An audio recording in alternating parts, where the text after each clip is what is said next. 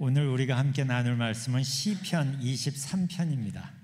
우리가 너무 잘 아는 익숙한 말씀이죠. 이따가도 말씀드리겠지만 이번 10월하고 11월 몇 주 동안 계속 이어서 시편 23편을 볼 생각입니다. 자, 1절부터 4절까지를 함께 봉독하겠습니다. 여호와는 나의 목자시니 내게 부족함이 없으리로다. 그가 나를 푸른 초장에 누이시며 쉴만한 물가로 인도하시는도다.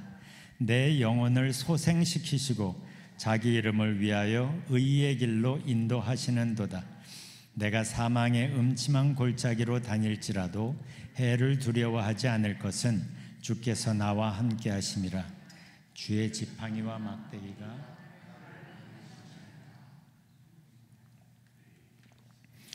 누구나 특별히 좋아하는 성경 구절들이 있죠.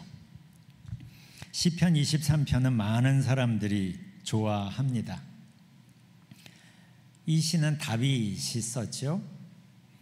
그는 하나님의 많은 은혜를 경험했습니다. 그렇지만 삶이 쉽지만은 않았습니다. 젊어서 왕으로 기름 부음을 받았죠.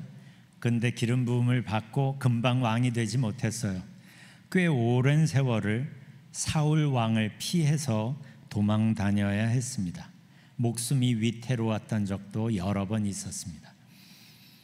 왕이 된 후에도 자기 아들 압살롬에게 쿠데타를 당하기도 했습니다. 그러다가 인생의 황혼기 어느 지점에서 자기의 지나온 날들을 돌아봤겠죠. 그러니 더 또렷해졌습니다. 나와 함께 하시는 하나님, 나를 돌보시는 하나님의 손길. 그러면서 깨닫습니다. 하나님과 자기와의 관계가 자기가 어렸을 때, 목동 시절이었을 때 자기와 양과의 관계와 참 많이 닮았구나라는 걸 알게 됩니다. 그래서 그는 하나님이 자기 자신에게 어떤 분인지를 먼저 고백합니다. 여호와는 나의 목자시니.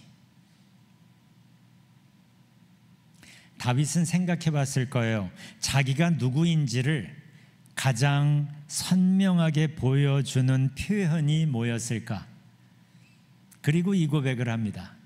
여호와는 나의 목자시니. 이건 이중적인 표현이 있어요. 하나님이 나의 목자라는 표현이기도 하지만 하나님이 목자이신 나라는 표현이기도 되죠. 하나님이 목자처럼 늘 함께 하시고 돌보시는 나. 그러니까 다윗의 인생에서 가장 중요한 것은 하나님과의 관계였습니다. 목자와 양 사이의 그 친밀한 관계처럼 하나님과 함께 있을 때 그는 행복했고 그에게 부족함이 없었어요. 그래서 말합니다. 여호와는 나의 목자시니 내가 부족함이 없으리로다. 그렇다면 한번 우리도 생각해 보죠. 나에게 하나님은 어떤 분인가? 하나님이 나의 목자 맞나? 나는 하나님을 얼마나 신뢰하나? 나는 하나님하고 얼마나 친한가? 한번 생각해 보세요. 정말 하나님을 신뢰한다면, 하나님과 정말 친하다면 하나님 때문에 생기는 여유가 삶에서 드러날 수밖에 없습니다. 다윗은 그걸 이렇게 표현합니다. 2절, 그가 나를 푸른 풀밭에 누이시며 쉴만한 물가로 인도하시는도다. 내 영혼을 소생시키시고 자기 이름을 위하여 의의 길로 인도하시는도다. 이렇게 하나님께서 돌보시는 거죠. 그 하나님의 돌보심 안에서의 평화로움과 여유를 지금 다윗이 표현하고 있는 거예요. 그래서 베드로는 이렇게 말합니다. 여러분의 걱정을 모두 하나님께 맡기십시오. 하나님께서는 여러분을 돌보고 계십니다. 하나님의 돌보심을 신뢰하는 만큼 우리의 고민은 그만큼 줄어들 겁니다. 하나님의 돌보심을 알기는 알지만 사실은 조금 신뢰한다면 딱 그만큼 조금 줄어들 거예요, 고민이. 그렇지만 하나님의 돌보심을 아주 어마무시하게 신뢰한다면 우리의 고민도 그만큼 줄어들 겁니다. 하나님 때문에. 그런데 신뢰할 수 없다면, 교회를 다니든지 안 다니든지 겉모습은 어떻든지 간에 사실은 하나님을 신뢰하지 못한다면 자기 나름대로의 최선의 길을 찾아야 하니까 그만큼 고민이 많아지겠죠. 그래서 베드로가 말하는 겁니다. 여러분의 걱정을 모두 하나님께 맡기십시오. 모든 걱정을 하나님께 맡긴다는 것은 하나님을 내 목자로 정말 신뢰한다는 겁니다. 신뢰하는 만큼 맡길 수가 있는 것이고, 그만큼 고민이 줄어드는 것이고, 그만큼 하나님의 평안을 내가 경험하게 되는 겁니다. 이건 너무 중요한 거니까 다시 얘기하겠습니다. 베드로가 우리에게 권합니다. 여러분의 걱정을 모두 하나님께 맡기십시오. 모든 걱정을 맡긴다는 것은 하나님을 내 목자로 내가 정말 신뢰한다는 거예요. 신뢰하는 만큼 하나님께 맡길 수 있는 거고, 그만큼 내 고민은 줄어들 거고, 딱 그만큼 하나님의 평안을 내가 맛보며 살게 될 겁니다. 이것은 하나님과의 관계에서 매우 본질적인 부분입니다. 그래서 예수님도 마태복음 6장에서 이렇게 말씀하십니다. 31절, 염려하여 이르기를 무엇을 먹을까, 무엇을 마실까, 무엇을 입을까 하지 말라. 이는 다 이방인들이 구하는 것이라. 하나님 모르는 사람들, 하나님과 관계없는 이방인들이 다 구하는 거다. 너희 하늘 아버지께서 이 모든 것이 너희에게 있어야 할 줄을 아시느니라. 예수님은 바로 이 말씀을 통하여 오늘 우리에게도 이렇게 물으시는 거죠. 너는 하나님을 정말 신뢰하니? 그러면 염려하지 말아라. 전에도 제가 그런 얘기를 했죠. 신뢰와 염려는 내 마음에 같은 스팟을 사용한다고. 하나님을 신뢰하면 염려는 뿌리 내릴 데가 없는 겁니다. 그런데 염려가 내 마음속에 뿌리 내리면 하나님 신뢰하는 건 그만큼 어려워지는 거예요. 한번 생각해 보십시오. 하나님은 우리에게 묻고 계시는 거예요. 하나님을 정말 신뢰하니? 그러면 염려하지 말아라. 그런데 염려라는 게 버린다고 버려지는 게 아니에요. 그게 문제죠.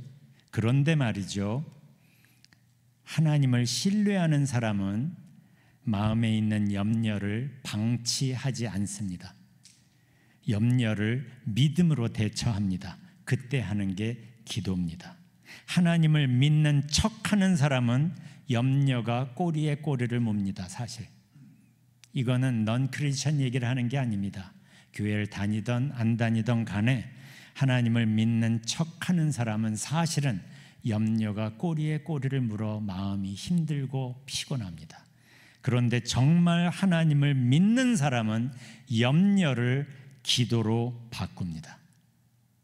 하나님을 믿는 사람은 염려를 기도로 바꿔요. 그래서 바울은 빌립보서 4장 6절에서 아주 유명한 말씀을 하시죠. 아무것도 염려하지 말고, 염려하지 않기로 선택하라는 거예요. 이건 의지적인 선택의 문제예요. 아무것도 염려하지 말고 다만 모든 일에 기도와 간구로. 그러니까 염려가 오지요. 왜 없겠어요? 사람이 감정이 있는데. 그러나 염려를 방치하지 않고 염려할 시간에 염려할 마음을 가지고 믿음을 사용하여 염려하지 말고 기도와 간구로 나의 의지를 가지고 선택하는 거예요. 아무것도 염려하지 말고 다만 모든 일에 기도와 간구로 너희 구할 것을 감사함으로 하나님께 아뢰라. 염려 가지고 기도를 하는데 왜 문제 가지고 기도하는데 어떻게 감사함으로 기도합니까? 문제는 있지만 그러나 문제보다 크신 하나님을 초점을 두는 거예요. 그래서 문제보다 크신 하나님께 내가 온전히 초점을 맞출 때 감사하며, 문제는 해결되지 않았으나 감사하며 기도할 수 있게 되는 겁니다. 그러면 어떻게 될까요? 하나님이 내 목자이심이 내 안에서 부각되기 시작하는 거예요. 그걸 모르지는 않았는데 마음 한쪽 구석에 찌그러져 있던 그 생각이 내가 염려가 아닌 기도를 의지적으로 믿음을 사용하여 선택할 때 그 찌그러져 있던 그 단편적인 그 생각이 내 안에 부각되기 시작하는 거예요. 그렇지, 하나님이 내 목자이시지, 그렇지, 하나님이 내 아버지시지 라는 게 선명해지기 시작하는 거예요. 언제요? 염려하지 않고 기도를 선택할 때, 믿음을 사용하여 하나님을 바라볼 때 내 안에 이런 변화가 생기는 거예요. 그 결과가 7절입니다. 그리하면 모든 지각에 뛰어난 하나님의 평강이 그리스도 예수 안에서 너희 마음과 생각을 지키시리라. 그러면 다시 자신의 마음 속을 한번 들여다보십시오. 나는 하나님의 돌보심 안에 지금 있는가? 이걸 다시 말하면 하나님은, 여호와는 정말 나의 목자이신가? 이걸 다시 말하면 나는 모든 염려를 하나님께 맡기고 있는가?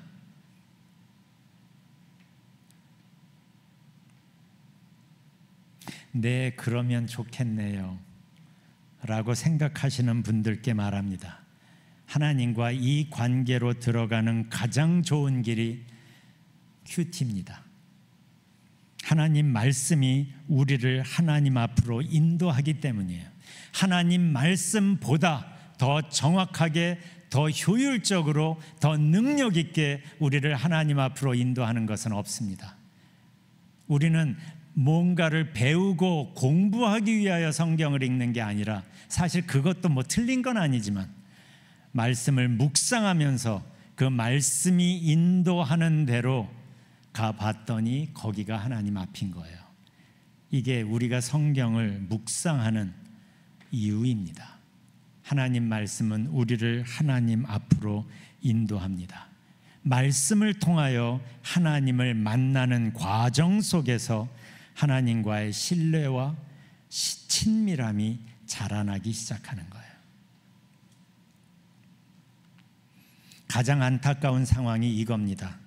하나님의 돌보심을 아직 모르는 상태에서 4절의 상황을 직면해야 할 때, 사망의 음침한 골짜기를 나 혼자 걸어야 할 때, 상황은 사망의 음침한 골짜기를 들어섰는데 하나님과 동행하는 연습이 안 되었을 때,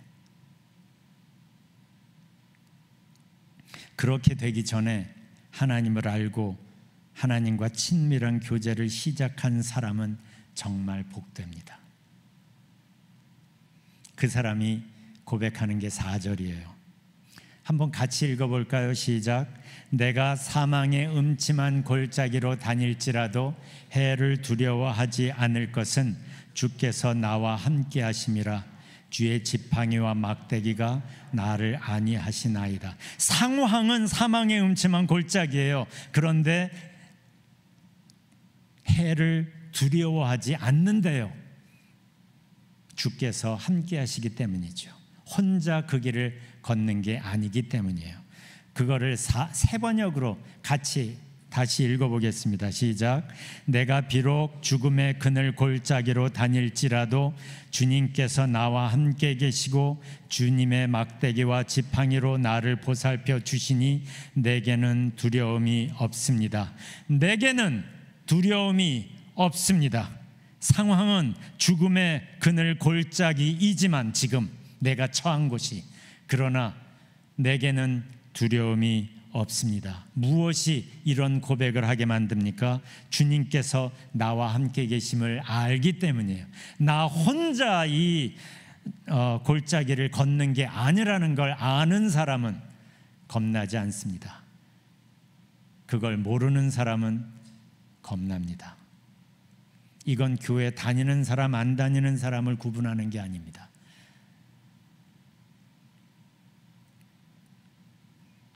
살다 보면 정말 죽을 것 같은 음침한 골짜기 같은 상황을 만날 때가 정말 있죠. 그러나 그 길을 혼자 걷지 않기를 진심으로 바랍니다. 여호와는 나의 목자시니가 되면 내게 부족함이 없으리로다 하는 새 삶이 열립니다. 다시 얘기합니다. 여호와는 나의 목자시니가 되면 내게 부족함이 없으리로다 하는 새 삶이 열립니다. 요즘 우리가 예배 마지막 찬송으로 438장을 부르는데 그 찬양도 이걸 노래합니다. 내 영혼이 은총 입어 중한 죄짐 벗고 보니 슬픔 많은 이 세상도 천국으로 화하도다. 이 세상이 슬픔이 많고 힘들고 고단한 세상인데 천국으로 화하도다 그래요.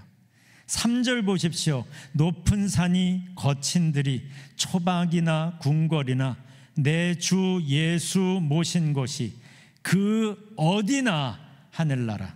후렴이 이렇습니다. 할렐루야 찬양하세. 내 모든 죄 사함받고 주 예수와 동행하니 그 어디나 하늘나라. 전에는 내가 걷는 이 길이 때때로 사망의 음침한 골짜기였어요. 슬픔 많은 이 세상이었어요. 그런데 예수님과 동행하고 나니까 그 어디나 하늘나라는 거예요.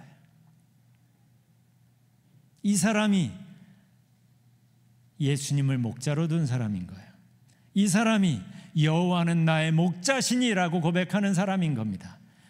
단순히 교회 다닌다고 이런 마음이 그냥 참 들었으면 좋겠는데 지금 여러분의 마음은 어떠한지 살펴보십시오. 이 사람은 더 이상 상황에 매여서 살지 않습니다. 사망의 음침한 골짜기조차 천국으로 만들어버리는 그분과 동행하기 때문이에요. 주 예수와 동행하니 그 어디나 하늘나라. 이 사람이 고백할 수 있는 게 God is good all the time.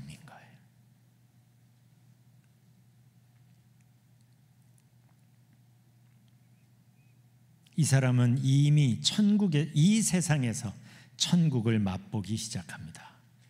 천국은 우리가 죽어서만 가는 곳이 아닙니다. 성경을 제대로 읽어보십시오. 예수님 안에 있을 때 우리는 이 땅에서 천국을 경험해야 그 사람이 신앙생활을 제대로 하는 사람이에요. 예수님과 동행하다 보니 새 삶이 열린 거예요. 그 어디나 하늘나라가 되는 거예요. 시편 23편이 반복해서 강조하는 게 이겁니다. 우리는 이 세상을 혼자 걷지 않아도 된다. 왜냐하면 우리를 너무나 사랑하시는 목자가 동행하시기 때문이에요. 그분이 우리를 돌보고 계시기 때문이에요. 전에 소개했었던 존 파이퍼의 이 말을 다시 소개합니다. 존 파이퍼는 하나님의 돌보심을 이렇게 표현합니다. In every situation and every circumstance of your life, God is always doing 1,000 different things that you cannot see and you do not know. in every situation and every circumstance of your life, God is doing 1,000 different things. 우리가 볼 수 있거나 알거나와 상관없이 God is always doing 1,000 different things. 당신의 삶의 모든 상황, 어떤 경우에서도 당신이 볼 수 있고 볼 수 없고 알지 못하는 수천 가지의 일들을 하나님은 언제나 하고 계십니다.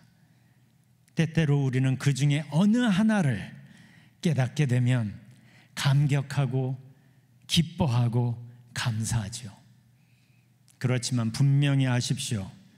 당신이 여전히 깨닫지 못하는, 그러나 하나님께서 당신을 너무나 사랑하고 계시기 때문에 하고 계시는, 버리고 계시는, 진행하고 계시는 수천 가지의 일들이 여전히 지금도 진행 중이라는 사실이에요. 우리가 알든지 모르든지 하나님은 어떤 상황에서도 우리를 떠나시지도 버리시지도 않으십니다. 이걸 하나님은 이사야 49장에서 이렇게 말씀하십니다. 15절 같이 읽어볼까요? 시작. 어머니가 어찌 제 젖먹이를 잊겠으며 제 태에서 낳은 아들을 어찌 긍휼히 여기지 않겠느냐. 비록 어머니가 자식을 잊는다 하여도 나는 절대로 너를 잊지 않겠다. 어머니가 자식을 잊을 일은 없지만 혹시 그렇다고 해도 나는 절대로 너희를 잊지 않겠다. 조목사왈입니까? 하나님께서 이렇게 직접 말씀하십니다. 그리고 바로 이어서 이렇게 또 말씀하세요. 16절 내가 네 이름을 내 손바닥에 새겨 놓았다. 내가 네 이름을 내 손바닥에 새겨 놓았다. 새겨 놓은 건 뭐지요? 지워지지 않는 거죠. 생각해 보세요. 왜 하나님이 이렇게까지 말씀하실까요? 잊지 말라는 거죠. 잊지 말라는 거예요. 너는 어떤 상황에서도 혼자가 아니야. 내가 너를 떠나거나 버릴 일은 없어. 그러니 염려할 시간에 믿음을 사용하여 나를 바라보라. 나를 앙망하라. 이 얘기를 하고 싶어서 지금 하나님께서 말씀하시는 거예요. 어머니가 젖먹이 자식을 잊겠니? 그들은 혹시 잊을지라도 나는 절대로 너를 잊지 않겠다. 내가 네 이름을 내 손바닥에 새겨 놓았다.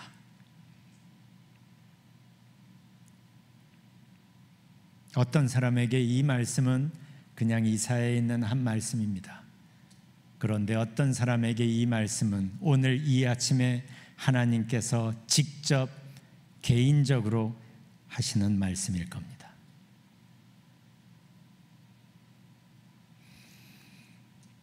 이번에 이 시편 23편을 준비하면서 많이 읽고 묵상하고 그러면서 경험한 게 있어요.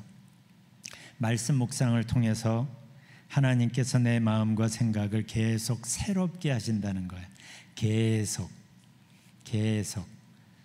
변화는 한 번으로 되는 게 아닙니다.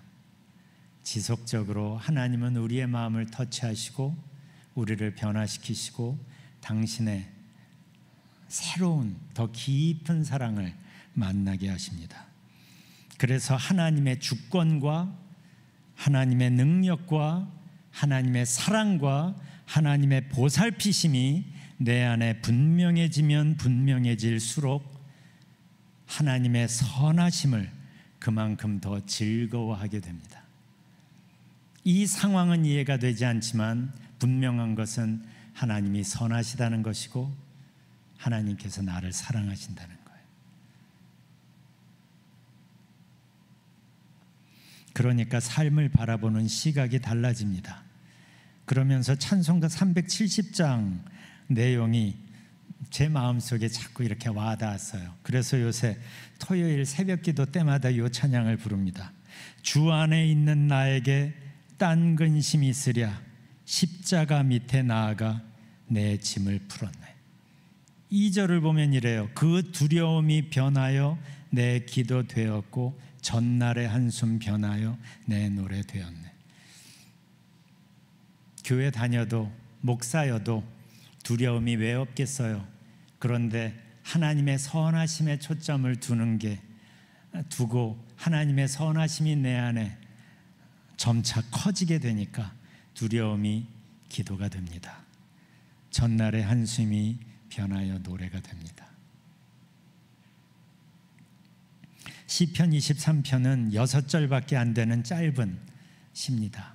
그렇지만 하나님이 어떠한 분이고 우리의 삶에 어떠한 변화를 만드시는지를 알려줍니다. 우리가 정말 그분을 믿는다면, 우리가 정말 하나님을 정말 신뢰한다면 시편 23편은 우리 얘기가 될 겁니다. 그때 우리는 하나님 안에서 진정한 평화와 기쁨을 맛보게 될 것입니다. 그래서 이번 10월, 11월은 시편 23편과 함께 묵상하며 보냈으면 좋겠어요. 6절밖에 안 되니까 아침에 일어나서 아니면 자기 전에 이렇게 읽고 한번 느껴보고 그랬으면 좋겠어요. 공부하듯이 말고 연구하듯이 말고 그냥 편안한 마음으로 읽고 그 내용을 음미하는 걸 즐겨보십시오. 묵상하면 뭔가 대단하고 심오한 것처럼 느끼는 분이 있을까 봐 잠깐 설명합니다. 말씀 묵상에는 특별한 방법이 있는 게 아닙니다. 저는 말씀 묵상이 차 마시는 거하고 비슷하다는 생각을 자꾸 합니다. 차 마시는 것. 우리는 차를 마실 때 그냥 꿀꺽꿀꺽 마시지 않죠? 차를 마실 때 먼저 그 차의 향을 이렇게 맡고 즐기죠. 아, 좋네. 그리고 천천히 그 맛을 음미합니다. 조금 머금고 아, 좋네. 향도 좋고 맛도 있고. 어떤 사람은 그 차를 음미하는 그 여유가 좋아서 차를 즐기는 사람도 있습니다. 말씀 묵상하는 것도 이와 비슷합니다. 그냥 쭉쭉 읽어 내려가는 게 아니라 음미하듯이 그 말씀을 읽고 생각해보고 내 마음으로 느껴보는 거예요. 특별한 깨달음을 찾으려고 너무 애쓰지 마십시오. 묵상은 공부하는 시간이 아니에요. 말씀을 마음에 품고 그냥 그 시간을 즐겨보세요. 말씀을 품을 때 우리는 하나님 앞에 있습니다.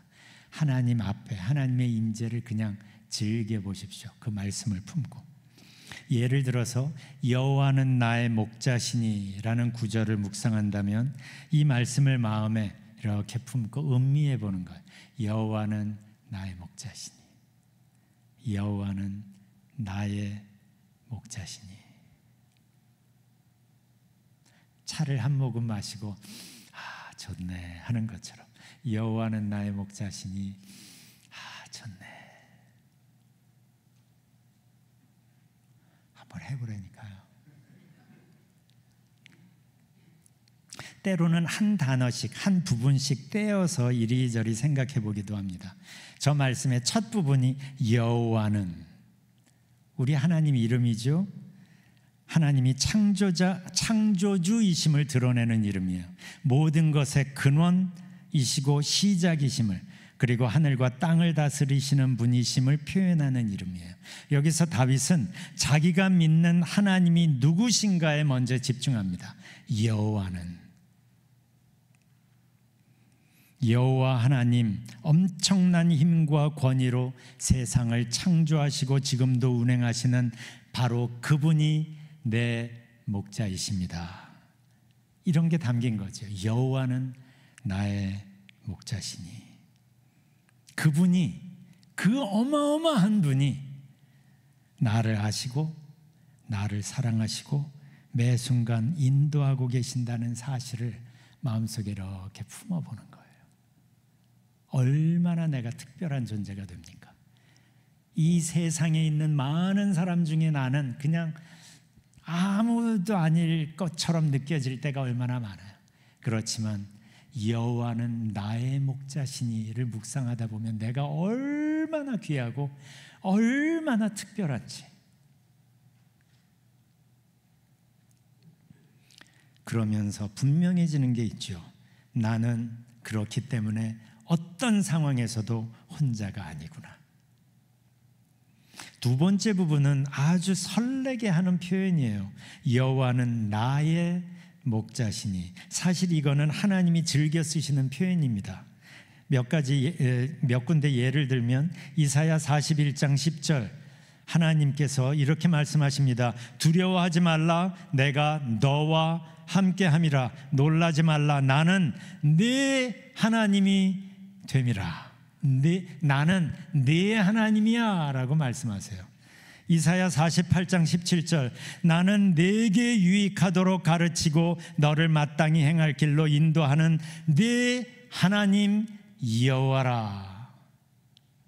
호세아서 13장 4절에서도 애굽 땅에 있을 때부터 나는 네 하나님 여호와라 이렇게 표현하세요.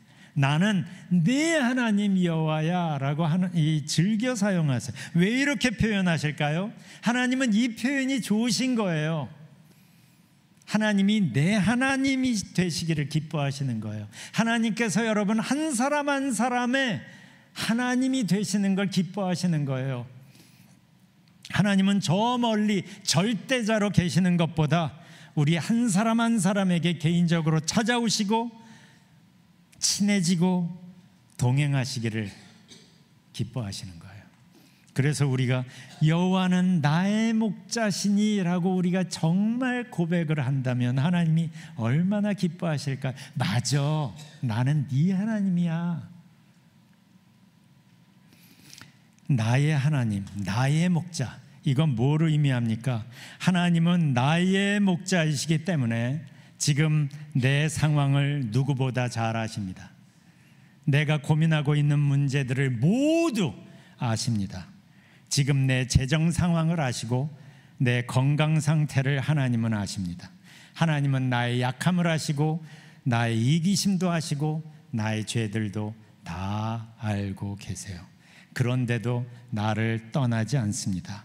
더욱 꼭 안으시면서 말씀하시죠. 잊지 마, 나는 네 하나님이야. 두려워하지 마, 내가 너와 늘 함께하고 있어. 여기서 여러분께 다시 묻습니다. 바로 이분이 당신의 목자 맞습니까? 생각해 보라니까요. 하나님은 지금도 당신을, 이걸 개인적으로 얘기해야 돼서 당신이라는 표현을 좀 쓰겠습니다. 하나님은 지금도 당신을 돌보시기를 원합니다. 당신의 필요를 하나님은 채우시기를 원합니다. 당신을 쉴 만한 물가로 푸른 초원으로 인도하시기를 원하십니다. 그러기 위해서 우리가 할 게 있어요. 그분이 그렇게 할 수 있도록 권한을 드리는 거예요. 컴퓨터를 사용하려면 처음에 로그인이라는 걸 하죠. 어떤 자격으로 로그인을 하는가에 따라서 주어지는 권한, 할 수 있는 일들이 달라지죠. 손님, 게스트로 로그인을 하면 몇몇 프로그램을 쓸 수는 있지만 아무리 좋은 프로그램을 내가 갖고 있다고 해도 설치를 못합니다. 시스템을 변경할 수 있는 권한이 나에게 없기 때문이죠. 사용하다가 굉장히 나쁜 악성 프로그램이 저 뒤에 설치된 걸 봤어요. 그래도 그걸 지울 수가 없습니다.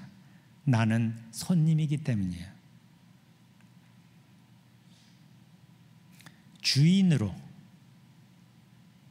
주인으로 로그인을 해야 바꿀 수가 있어요.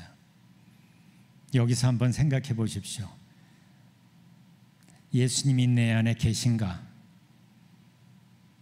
예수님이 내 안에 계시다면 그분은 손님으로 머무시는가 아니면 나의 주인이신가? 내가 그분께 주인의 권한을 드리고 있나? 이거 굉장히 중요한 부분입니다. 꼭 살펴보시기를 바라요. 그냥 예수님을 손님으로 초대만 해놓고, 즉 나를 바꿀 수 있는 권한은 드리지 않고 막연히 예수님이 내 마음과 내 인생을 변화시켜 주시기를 기대하고 있는 것은 아닙니까? 권한을 드려야, 그분이 나의 주인이 되어야 바꿀 수가 있는 거예요. 먼저 그분께 그렇게 바꿀 수 있는 권한을 드려야 그분이 일하실 수 있는 겁니다. 그러기 위해서 우리는 예수님을 알아가야 하고 그분과 친밀한 관계를 만들어가는 과정을 가져야 되는 거예요. 예수님을 목자로 인정하고 그분을 따라야 하는 거예요. 그래서 예수님이 내 안에 단지 손님이 아니라 내 인생의 목자가 되실 때, 내 인생의 주님, 우리가 예수님을 주님이라고 고백은 하잖아요. 근데 실제 예수님이 나의 진짜 주인이 되실 때, 그러니까 내 인생의 무게중심이 내 생각에서, 내 의지에서 그분의 인도하심으로 무게중심이 바뀌게 되면 예수님이 그때부터 내 마음과 내 삶 속에서 변화를 만들기 시작하실 겁니다. 그때 여호와는 나의 목자시니가 실제가 되는 거예요. 그리고 그때 우리의 삶은 그분의 영향력으로 채워지게 될 겁니다. 그분의 영향력으로 채워지면 문제들이 없어지는 게 아니라, 문제는 있지만 그게 더 이상 내 인생의 문제가 되지 않는 거예요. 문제인데 문제가 되지 않아요. 왜냐하면 그거보다 훨씬 더 큰 하나님이 나와 함께 하시기 때문이죠. 사망의 음침한 골짜기조차 천국으로 만들어 버리는 그분의 영향력 아래서, 그분의 주인 되심 아래서 내가 살기 시작했기 때문이에요. 그때 경험하는 게 이겁니다. 주 날개 밑 내가 편안히 쉬네. 밤 깊고 비바람 불어쳐도 아버지께서 날 지켜주시니 거기서 편안히 쉬리로다. 다음 주부터 시편 23편을 좀 더 살펴보려고 합니다. 묵상하고 다음 주에 또 다른 이야기를 나눕시다. 이 시간에 잠시 하나님의 임재 앞에서 시간을 좀 가져보겠습니다.